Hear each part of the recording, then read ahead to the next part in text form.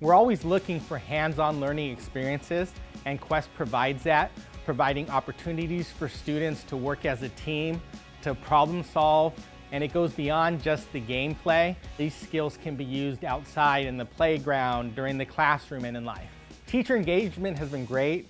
We have anywhere from staff leading the activities to teachers, and they always mention to us how much fun the kids are having. And I think it's great because it's not a curriculum where the teacher's just lecturing to the students the whole time. It allows the students to be the ones who are pretty much leading the activity, with just the teacher being the facilitator and providing that extra guidance. I enjoy facilitating Quest very much. I like getting into character and becoming Sam. I have my whole LED mask. These kids need activities that forces them to work together and engage with each other.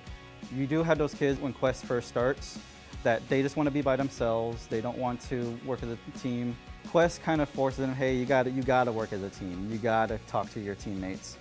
Because of the pandemic, kids were home. They weren't with other children, and so they didn't really get to develop social emotional skills. They didn't get to really communicate when they had frustrations. They didn't really get to learn how to work together because they were by themselves. Our students have become a lot kinder since implementing Quest. They are a lot nicer to each other. They respect themselves a little bit more.